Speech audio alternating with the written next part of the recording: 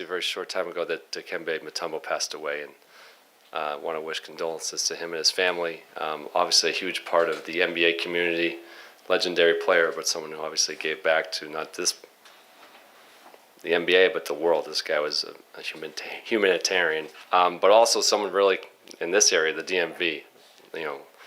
Late '80s, early '90s, playing at Georgetown. So sad day for his family and the whole basketball community. Just want to wish condolences to him.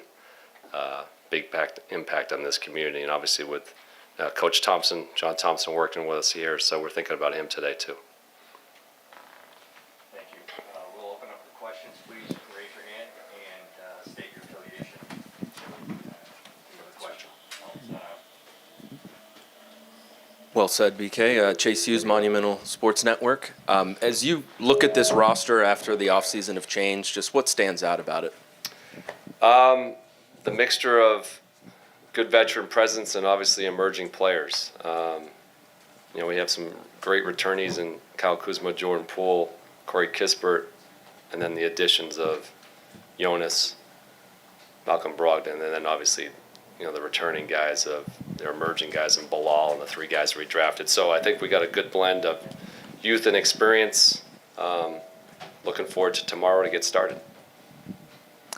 Hey, Brian. Varun Shankar with the Washington Post. With Alex, early on in his career, where do you see him fitting in? At the 4, at the 5? Are you worried about spacing concerns with that? Where do you see that? I think what we're most excited about Alex is his defensive versatility. I think he can do a little bit of both.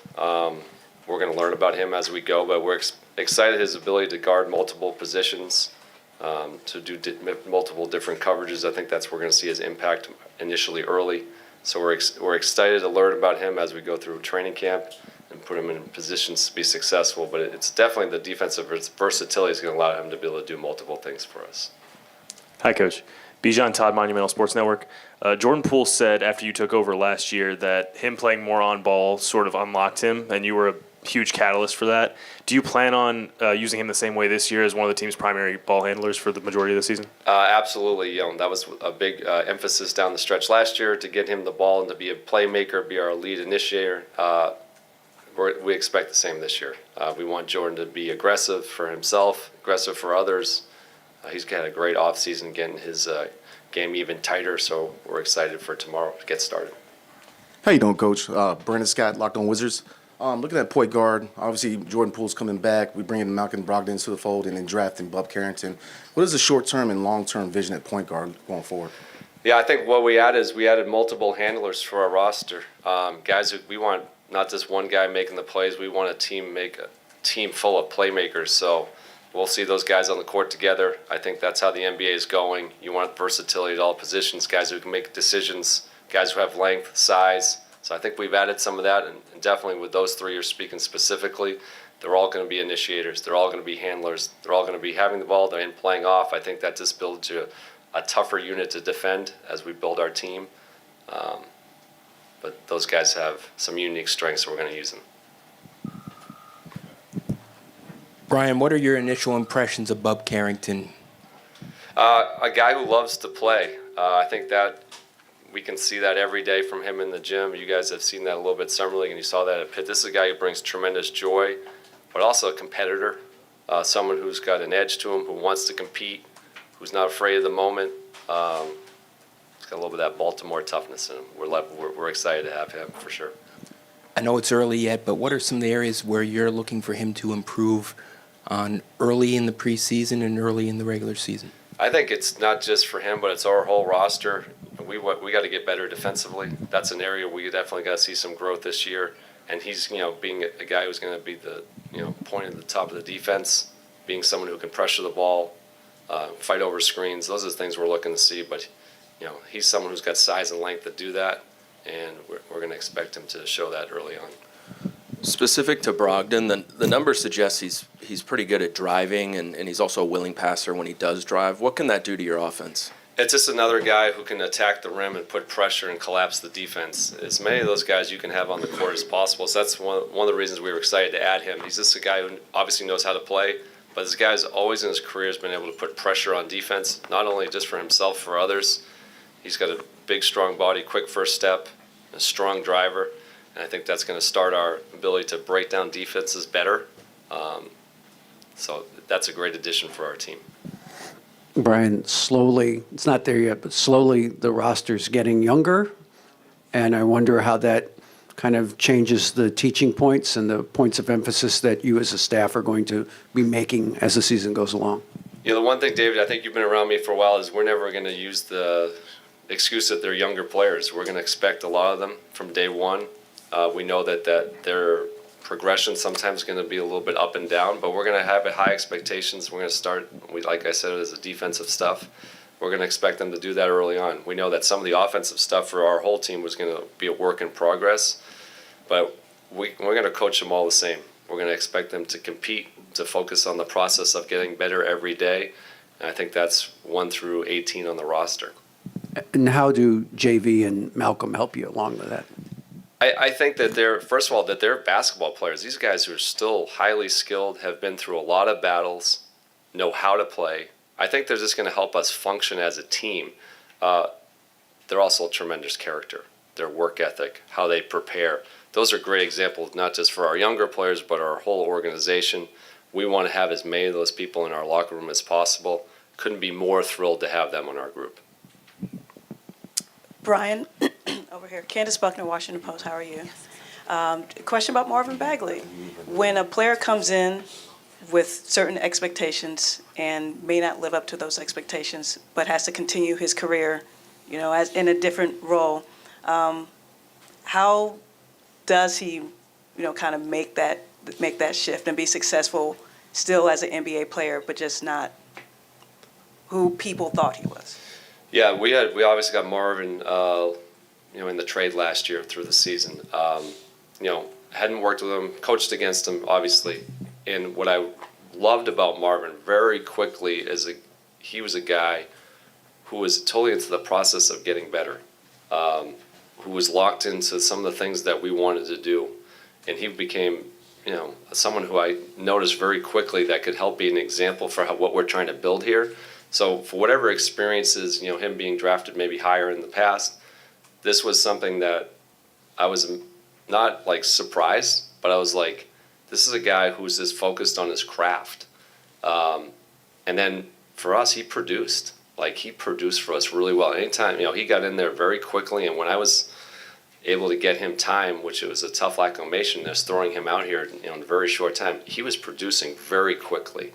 I expect Marvin to keep getting better. He's still a young player in this league. He's not someone who's 35 years old. And this is our whole thing for our whole organization, is that we expect progress year to year, week to week, month to month. This guy had a great summer. We expect him to come back ready to play and show improvement. And that's the stuff we're going to be talking about our whole group. And Marvin's a great example of that maybe it didn't go exactly the way he wanted early in his career, but that hasn't stopped him from persevering and continue to build on his craft. And we're excited to work with him this year. And because of that, outside of games that we see him in, do you have an example or just something that Marvin added to the locker room, or maybe during these summer practices that really has, helped the program? Sure, I think it's what everybody doesn't see. I wish everybody could see some of the stuff of our guys, because I love our guys, is the amount of time they put in, and Marvin was such a great example of that. Early morning before guys would be there, staying after, grabbing guys to work with, showing guys some of the ropes, the things that he's experienced in his career. You don't get to see that. I get to see that on a day-to-day basis, and Marvin did that from the get-go. And that's the thing you love about this game, when you get to bring new people into your organization, you get to learn about who they are. And I was so impressed with Marvin's character and work ethic when he came here. And that has continued since he's been here. BK, 2 quick questions. One, now that you're the full-time head coach, what are some of the standards that you expect, regardless of what the result will be, every night? And 2, can you describe the coaching staff you've assembled? Sure. I think you guys are going to hear me say it's the same thing that our organization says. It's process over outcomes. I'm a competitor. I want to win, but I want to go into the stuff that gets us to win. And what does that look like on a day-to-day basis? How we prepare, how we handle practices, how we handle shoot-arounds, how we handle film sessions. Those are the things that's going to build us to be a sustainable winner. And that's the stuff that we're focused on a day-to-day basis. The second part was the part of the staff. This was something that was very deliberate with myself and Will and Michael and how we built this out. We talked to a lot of people, but we wanted to have people that were high character, people who loved to coach and teach, and people who were collaborative in nature. Couldn't be more thrilled to the people that we've added here. I think they're going to be a great support system for our players, but also for me and push me, because I think if we're asking our team to get better, I have to get better too, and I think that's the environment we want to create, and that's what we've seen so far. So I'm thrilled to have them. Christy Winter-Scott, Monumental Sports Network. When you are deciphering how you want pace of play to look this season, assess how many different initiators you will have for that cause this year. Sure, we want to play fast. I think we led the league in pace last year. That's something we're going to continue to focus on. You know, I've had a couple questions about some of the additions to the roster. We have more guys who can make decisions, so I'm not going to give you the list of everybody, give my scouting report away, but we're going to have multiple people who are going to push and handle, and especially off the rebound to start the break. Always starts with our defense. You're going to hear me say once we can rebound and we have certain guys who can get on the boards, I'm going to allow them the freedom to bring it up and make plays. The list is longer than last year, I'll put it that way. Brian, you talked about players. Dave Johnson over here. I always sit in the back. You have to stay anonymous. How do you feel you're better as a head coach, having gone from assistant and having some time as a head coach? But how do you feel you're better as you prepare for this journey? Yeah, I had the luxury of having a reflection on what I did well, what I didn't do well. I think I had some time to do that in the off season. Part of that was addressing the needs to help support me as on the staff, which we just talked about. But I think now having the chance to start from day one, to not skip any steps, to build the habits that we want to do, I think that was the exciting part was me, is to be able to plan. And we're starting tomorrow, but we've been building these things through the whole off season. This isn't just, hey, tomorrow's the first day I'm going to see these guys. No, we've been in the gym, as a lot of you know, since early. When I started, about June 1st, we had a lot of guys in our gym. We had multiple things this summer in Las Vegas, and a couple other get-togethers throughout with our whole group. And then most of our guys have been in voluntary workouts in September. So I think the exciting part for me is getting the chance to plan this thing out, how we're going to build this on the day-to-day, how we're going to build our habits, and that's been my focus this offseason. And it's a serious business, but you seem to emphasize joy and fun as you're going about the business. Or can you talk about that? Yeah, I think for me, we understand where we are, we understand what we're about to do, but I think there's a great challenge. Some people use joy in a certain way. I love the challenge, and I think that's what makes it fun. You guys get to know me a little bit as we go. I love to coach. I love to teach. We've assembled a group of staff who loves to do that. When you have that enthusiasm coming into the gym every day, and then the guys that we've added and the guys we have in our organization are high character guys who want to be in the gym, who want to work. Well, that should be a fun atmosphere, because that's how you're going to get better. And there's no skipping steps here. There's no magic pill. We're going to have to dig into this every day, and I think there's a joy with that, and we're going to see that on a day-to-day basis in our gym. Hey, Brian, Heather McDonough, NBC4. You mentioned the process over outcomes, and this is a similar vibe, I think, to the answers and a lot of the questions. And in DC, we've seen a lot of teams go through this where they've got a rebuild, retooling, whatever you want to call it, a mixture of vets, of young players. How do you convey, I guess, because you seem, you're in it, you have the patience. How do you, I guess, yourself have the patience and then convey that to your players? Or is that they know this is what they signed up for, as far as there may be some rocky times ahead, but you do still want to win games? A long-winded way of saying that. I think for us, and I think we have the character in the room who's going to do this, we want to win the right way. We're competitors. I think last year in the second half of the year, we led the league in crunch time games, plus or minus 5 in the last 5 minutes. We want to win those games. We're all competitors here. So I have a locker room full of competitors, but we want to do it the right way to build something that's sustainable. I think our guys understand that in our locker room, because they want to be part of something unique too. We could go out and win a game and it's not the proper way, and that could cause us to take steps backwards. We're not going to do that here. We want to build it the right way, and to do that, it's going to take some mental fortitude, but I have complete faith in our group that we're going to be able to go through the fire together and come out on the other side stronger. Thank you, sir. My name is Augustinas. I'm from Lithuanian Public Radio and TV. My question is, what does Jonas Valančiūnas add to this team? Well, first of all, a guy who loves to play.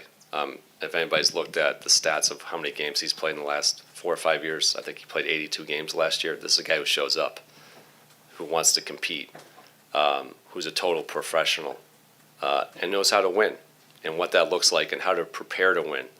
So he had some physicality to our team, veteran presence, and this game IQ. But it's the stuff, the character stuff, and the preparation stuff that I think is going to translate tremendously to us. And I think he's going to be able to help us really function on the court too. Hey, BK. You talked a lot last season about accountability and that it's starting with you. Now that you've had the full off season, as you prepare for training camp tomorrow, what does that look like on day one? And then how do you continue and maintain that moving forward throughout the season? Yeah, I think the accountability is for us is this is a standard for how we operate and how we do things on a day-to-day basis, how we approach things. It's a mindset.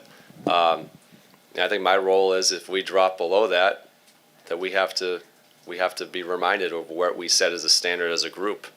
I think that's something we've got to relentlessly pursue every day. I think we have the group to do that. My role is to make sure that we're staying on track, that we're not skipping the steps, as I always said. But it's also all of us, and that's our whole organization, our whole team that has to have that standard for how we do things. That's going to be how we're going to be measured, and how we're going to get there is how we're going to operate.